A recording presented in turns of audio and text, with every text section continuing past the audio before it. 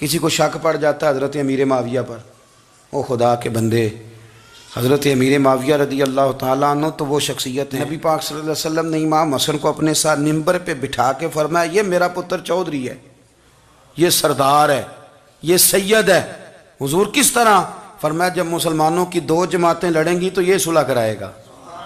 तो वो हज़रत अमीर माविया की जमात जिसके साथ हज़रत इमाम हसन सुलह करे, तुझे क्यों नहीं कबूल? बिला वजह उलझते हो। बिला कहते जी वो यजीद के अब्बा जी थे। तो नूह अलैहिस्सलाम का बेटा भी तो काफिर था ना, तो काफिर का बाप होने का माना ये है कि आप इल्ज़ाम लगा देंगे? अजीब आप बात करते हैं। क़यामत में कोई किसी का बोझ, कुरान ने फैसला कर दिया, कोई किसी का बोझ, यजीद अपने मामलात की जवाब देगा, उसके घर वाले उसकी बातों का जवाब। और जो ये कहते हैं ना कि उनके वालिद माअज़ल्लाह ठीक नहीं थे, वो ये भी लिखते हैं कि यजीद का पुत्र बड़ा ठीक था। यजीद के बेटा है जिसका नाम मुआविया बिन यजीद है। यजीद के बाद लोगों ने तख्त पे बिठाया, 40 दिन उसने हुकूमत की और लोगों से कहने लगा कि मैं इस कुर्सी के काबिल हूँ, ना मेरा बाप काबिल था। यजीद का पुत्र फरमाया ना मैं इस काबिल हूँ, ना मेरा अब्बा काबिल था, मैं उस कुर्सी पे कैसे बैठूं जिसके पायों में महबूब की औलाद का खून हो। तलाश कर लो कोई अपना अमीर, 40 दिन के अंदर बंदा तलाश कर लो, मैं इस काबिल नहीं। तुम ये तो लिखते हो उसके बेटे के बारे में, ये क्यों नहीं मानते कि हज़रत अमीर माविया के साथ इमाम हसन ने सुलह की? आप बात को समझें। और कुछ इतने बेवकूफ़ हैं, इतने नादान हैं, उनको कोई और बात नहीं मिलती तो कहते हैं इमाम हुसैन को आना नहीं चाहिए था, हुकूमत बन गई थी, यजीद बैठ गया था, माअज़ल्लाह। पता है हज़रत अब्दुल्ला बिन ज़ुबैर क्या फरमाते थे?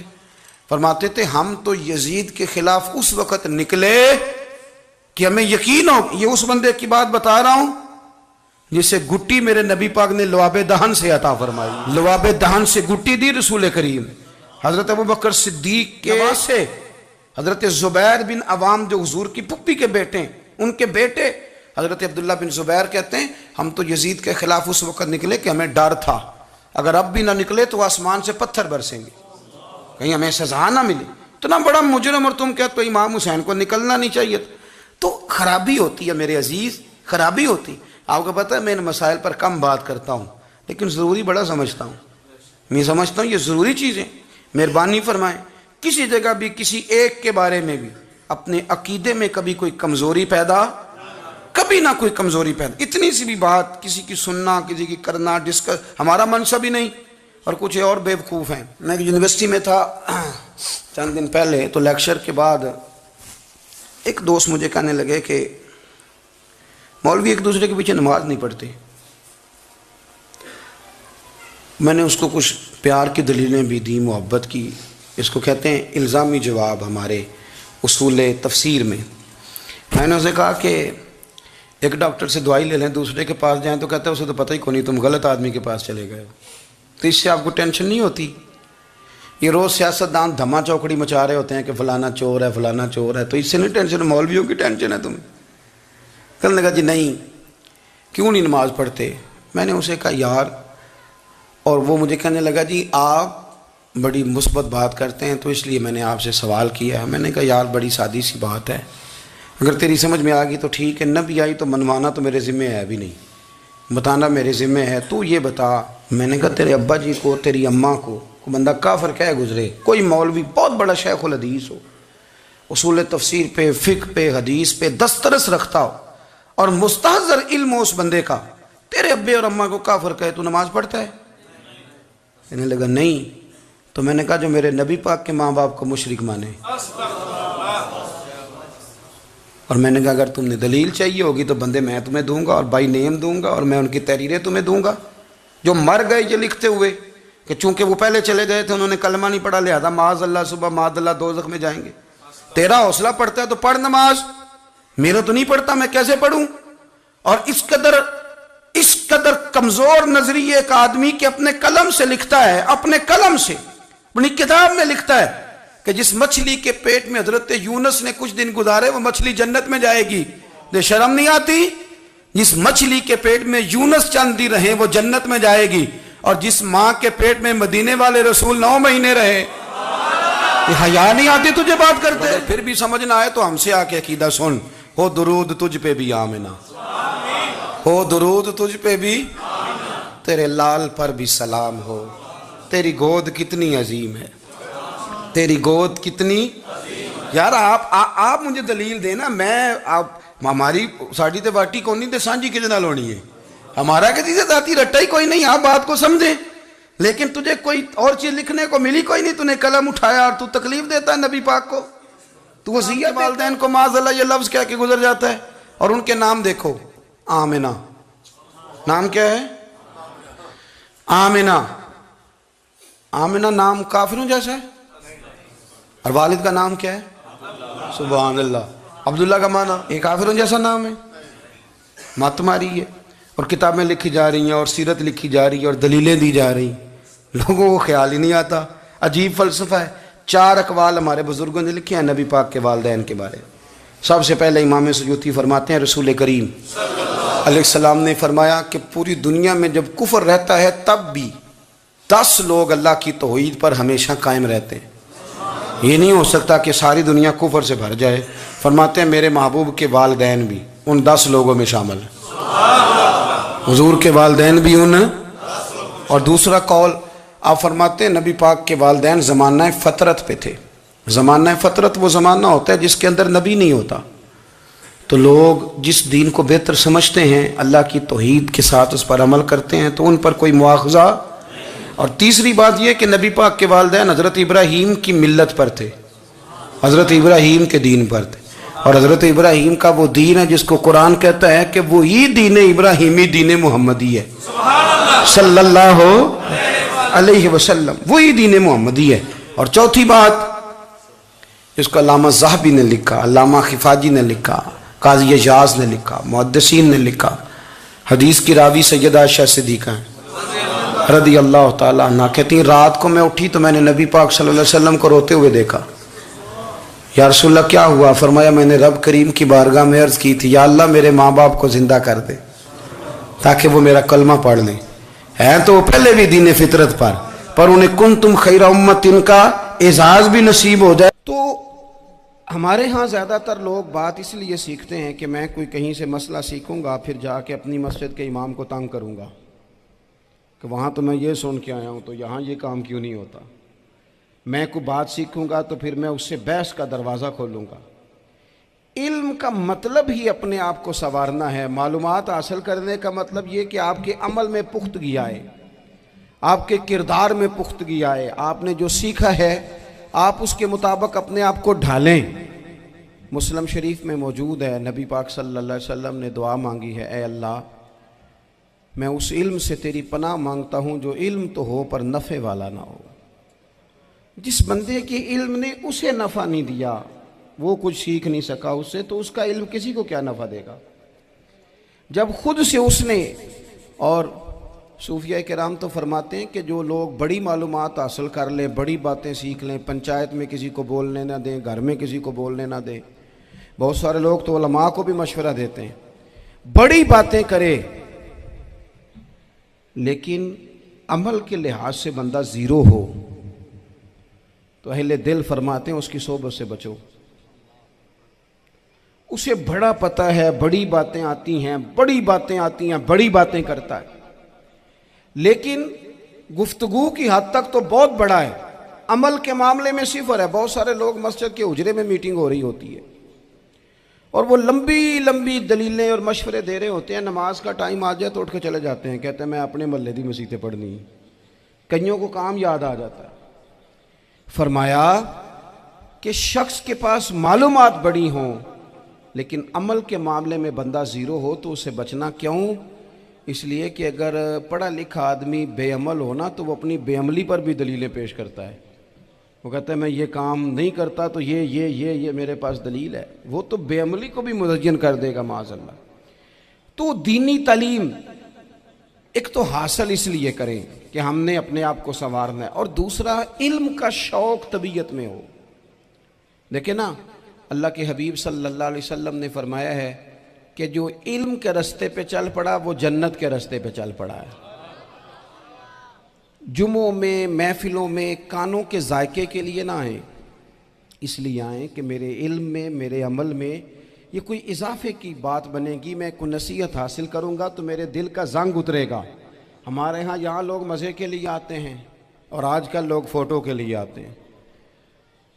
इन दो कामों से निकल कर खालिस इस्लाह की नीयत से इल्म का शौक, हमारे यहाँ तेज़ी से एक हरकत की गई, उलमा का वक़ार ख़राब किया गया और लोगों को दीनी उलूम से दूर किया गया। और इसमें बाज़ बेचारे वाइज़ीन और खुतबा ने भी किरदार अदा किया, जब जाली पीर की तारीफ़ें खोल के की और उसे पता नहीं कहाँ तक। ये स्टेज होते हैं ना, इनमें कोई बंदा अच्छा लगे भी तो उसके लिए दुआ करनी चाहिए, तारीफ़ें नहीं करनी चाहिए। तारीफ़ें उसका कोई फ़ायदा नहीं है, उसको, उस बंदे को तो दुआ का फ़ायदा है। अगर आपको अच्छा लग रहा है तो उसे दुआ दें, उससे ज़्यादा कुछ नहीं करें। और हमारे यहाँ जनाब वो नकीबे महफिल बेचारे की शामत आ जाती है अगर तारीफ़ें थोड़ी करे तो, कहते हैं इन्हों तो ना ही नहीं लेना होता। और भाई इसके नाम लेने से आपका कद ऊंचा होता है। तो इल्म और आलिम, इन दोनों चीज़ों से कौम को दूर किया गया। दीनी तालीमात का फुकदान है। जो मैट्रिक तक लोग 60-70 किताबें पढ़ जाते हैं, उन्हें भी कुरान पाक ठीक से नहीं पढ़ना आता, दूर किया गया। आप मुझे बताइए, चलें एक मस्जिद ही आप देख लें, उस मस्जिद के अंदर अगर एक तरफ एक आलिम दीन मिशकात शरीफ खोल के बैठे हों, हदीस पाक का दर्स हो रहा है, या बाहर शरीयत खोल के बैठे हैं, फ़िक़ही मसाइल बयान किए, और उसी मस्जिद में एक बाबा जी जुब्बा पहन के तगड़ा सा बड़ी सी पगड़ी बांध के और 500 दाने वाली तस्बीह लेके बैठे हैं। अब एक बंदा अंदर आता है तो वो किधर जाएगा, आलिम की तरफ के बाबा जी की तरफ? वो क्यों जा रहा है भला बाबा जी की तरफ? वो इसलिए कि हमने उसे ये बताया ही नहीं कि जिस तरह सुभान अल्लाह सुभान अल्लाह सुभान अल्लाह पढ़ना इबादत है ना, इसी तरह दाराबा दाराबा पढ़ना भी इबादत है। उसे हमने बताया नहीं कि जब तक इल्म के रास्ते में रहना भी इबादत है। जब तक उसे ये समझ नहीं ना आएगी कि जिस तरह वज़ाइफ की किताब पढ़ना इबादत है, इसी तरह मिशकात शरीफ पढ़ना भी इबादत है, हदीस बुखारी का दर्स लेना भी इबादत है, मुस्लिम शरीफ की अहादीस पर अपने असातिज़ा से बैठकर दुरूस पाना भी इबादत। जब तक ये पूरा मिजाज देखे ना, नबी पाक सल्लल्लाहु अलैहि वसल्लम ने फरमाया, रात की एक घड़ी भर दीन सीख लेना सारी रात नफल पढ़ने से बेहतर है। अब हमें समझना चाहिए कि किताब पढ़ के भी बंदा रब रसूल तक पहुंच सकता है। किताब व सुन्नत रास्ता आसान करते हैं, लेकिन हमारे यहाँ क्या मिजाज दिया गया है, बाबा जी के पास चलो, ज़रूर जाएं, बाबा जी अगर नेक हैं तो मना कोई नहीं कर रहा, लेकिन जो सोच हमें हुजूर ने दी है, हमने उसी की सोच के मुताबिक अपने मामलात को तरतीब देना है ना। अब एक बात मैंने आपसे पूछी और आपने कहा कौम सारी बाबा जी की तरफ जाएगी। हदीस पाक किस तरह है, अल्लाह के महबूब मस्जिद शरीफ में तशरीफ़ लाए, दोनों जानिब लोगों के हलके बने हुए हैं, लोग बैठे हुए हैं। एक हलके में लोग अल्लाह की याद कर रहे हैं, जिक्र हो रहा है। एक हलके में बैठ के एक आलिम किताब व सुन्नत का दर्स दे रहे हैं, एक सिहाबी और बाकी सुन रहे हैं। ख़ास तवज्जो करें नौजवान मेरी बात पर, रसूल करीम सल्लल्लाहु अलैहि वसल्लम दोनों के बीच खड़े हो गए और करीम ने फरमाया दोनों महफिलें खैर की हैं, दोनों ही हलके खैर के हैं।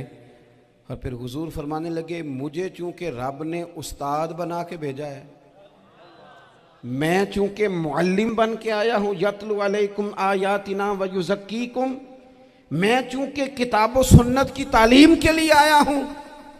ये लफ्ज़ कहते कहते हुजूर उस जमात में बैठ गए जो दीन पढ़ और पढ़ा रही थी।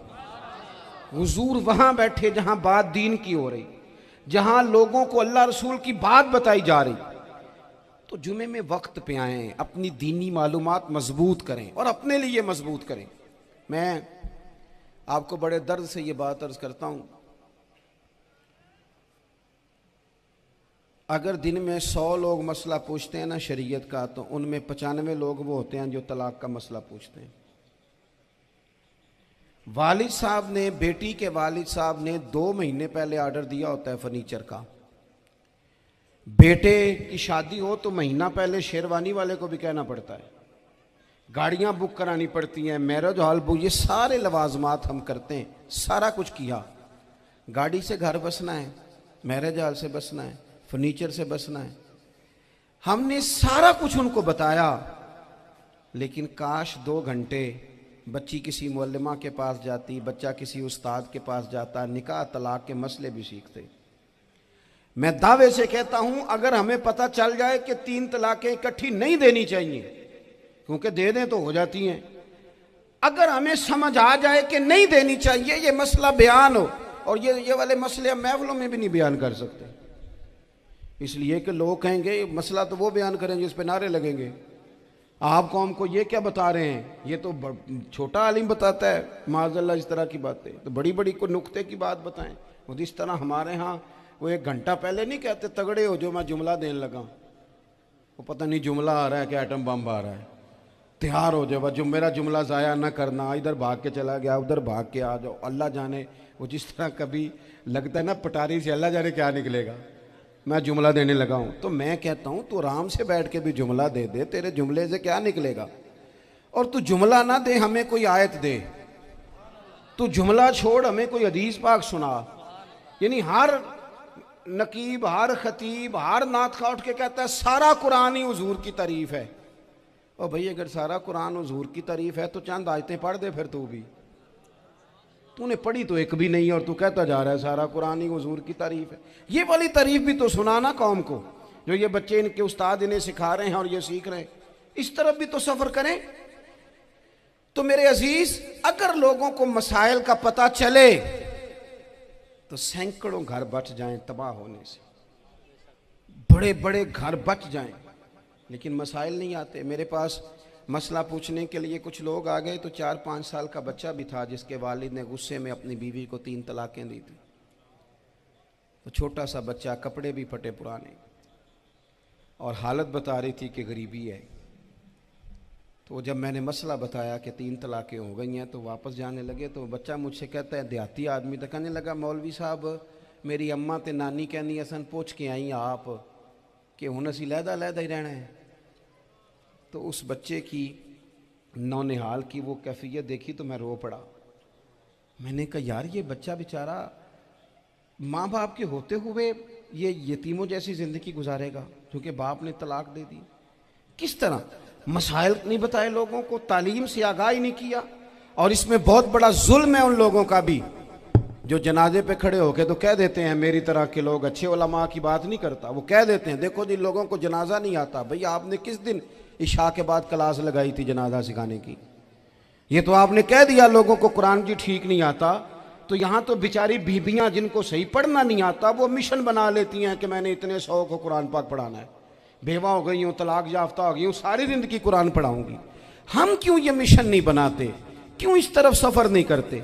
एक तो दीनी मालूमात में, दीनी उलूम में अपने आप को लगाएं और ज़ौक़ पैदा करें कि जो चीज़ें मुझे नहीं आती मैंने वो सीखनी है, जो मामलात मुझे नहीं आते मैंने उनकी तरफ सफ़र करना है। एक तो अपना ये मिजाज बनाएं। और जब आप दीनी उलूम सीखते हैं तो पता है कौन सा मंज़र कायम होता है? मंज़र वो बनता है कि हज़रत अबू हुरैरा भी दीन सीखा करते थे, हज़रत अब्दुल्ला इब्ने उमर भी असहाबे सुफ़ा में रहा करते थे, हज़रत अनस बिन मालिक भी रहा करते थे। और ऐसा मंज़र बनता है कि हज़रत सैयदा खतीजतुल कुबरा रज़ी अल्लाह तआला अन्हा फरमाती हैं, सैयदा फ़ातिमा हुजूर की गोद में बैठी होती थी और नबी पाक से बातें पूछती थी और हुजूर उन्हें बता रहे होते थे।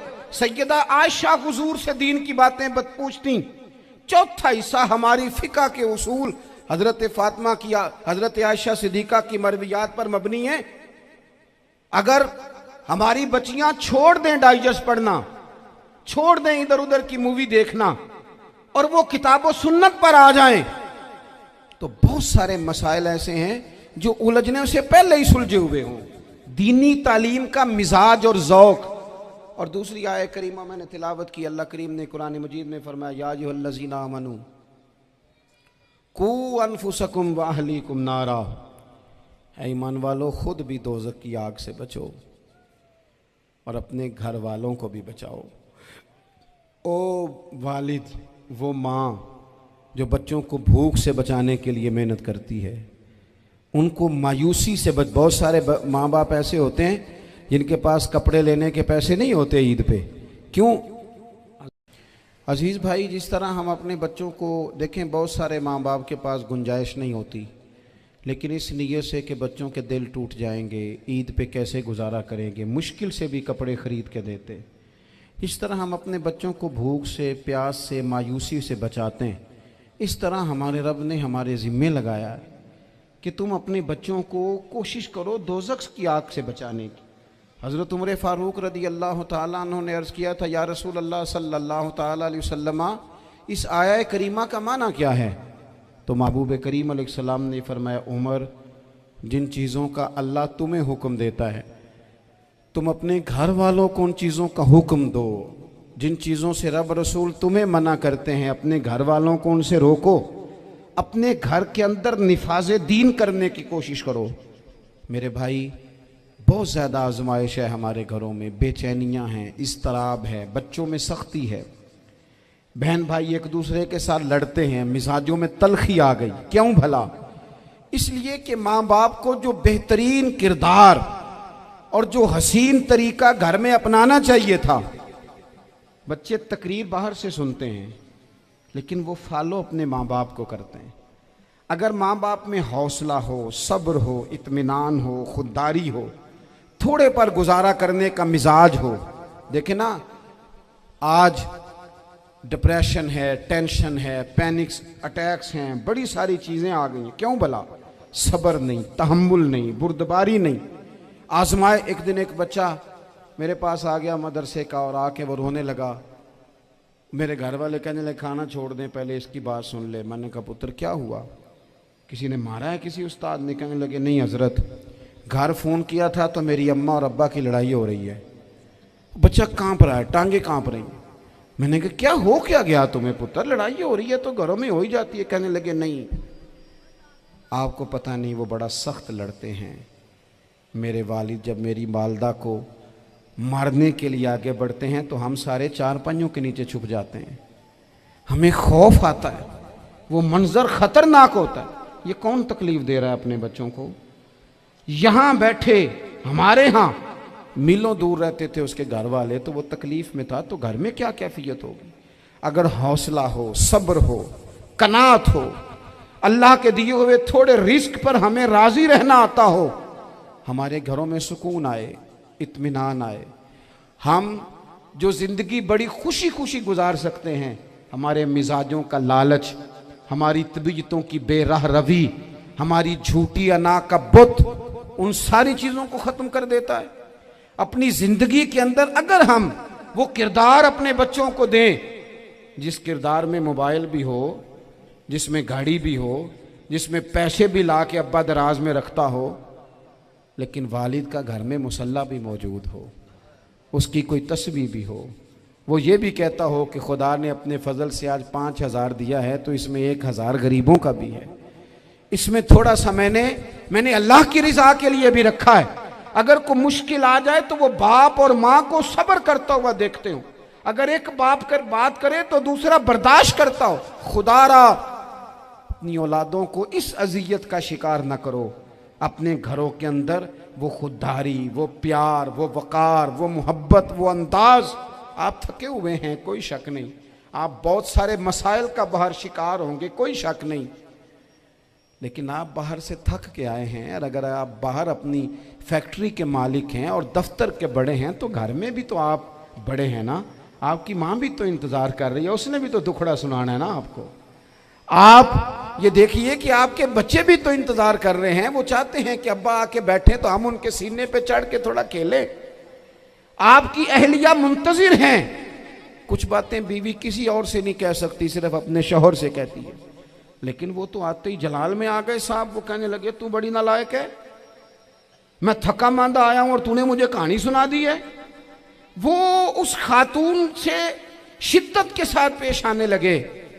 मेरे रसूल पाक की हयात नूर को देखो, हज़रत उम्मे ऐमन हुज़ूर की रज़ाई वालदा हैं, उनकी भी खिदमत हो रही है। हज़रत हलीमा सादी आ रही हैं तो खिदमत हो रही है। हज़रत अब्बास हुज़ूर के चचा हैं तो करीम फरमाते हैं मेरे चचा हैं बाप की जगह पे। हुज़ूर दोस्त अहबाब सहाबा ग़ुलामों सब के साथ प्यार कर रहे हैं। 9 अज़वाज मुतहरात हैं घर के अंदर। और कैफियत ये है कि हुज़ूर सिर्फ उनकी ज़रूरतों का ही ख्याल नहीं करते, ख्वाहिशात का ही ख्याल नहीं करते, बल्कि मेरे करीम का तरीका ये है कि कोई बंदा आज बोल क्या रहा है, वो कहाँ खड़ा है, आज उसके जुमले किस तरह के हैं। उसका लहजा किस तरह का हो गया है और उसे ठीक कैसे करना है। महबूब इसका ख्याल फरमाते, तवज्जो करते। मैं कहता हूं कि हम सबको शौक आया है आराम करने का। मैं सुबह 11 बजे से पहले अपने घर से निकल आया था और ये वक्त आ गया है और रात को खुदा जाने किस वक्त घर पहुंचना है। कई दफ़ा कैफियत ये होती है कि गाड़ी से उतरते हैं तो फिर दिल करता है कि कोई उठा के चलाए ना कभी। इसके बावजूद बहुत सारे लोग नाराज़ रहते हैं कि हमसे मिल के नहीं गए, फ़ोटो नहीं खिंचवा के गए, फलानी जगह चाय नहीं पी के गए। ये तसलसल है। लेकिन मैं जितना मर्जी थका मांदा घर जाऊंगा ना, कभी ऐसा नहीं हुआ कि मैं घर जाऊं तो बड़ी टेंशन में जाऊं। मेरी घर वाली एक दिन मुझसे कहने लगी, आपने कभी नहीं कहा कि मैं थका हुआ आया। बंदा थक भी तो जाता ही है ना, कभी कहाँ करे ना। मैंने उसे कहा पता क्यों नहीं कहता? इसलिए नहीं कहता कि मैं नहीं चाहता कि मेरे बच्चे ये कहें कि हमने दीन नहीं पढ़ना, हमारा बाप तो बड़ी मुश्किल में है।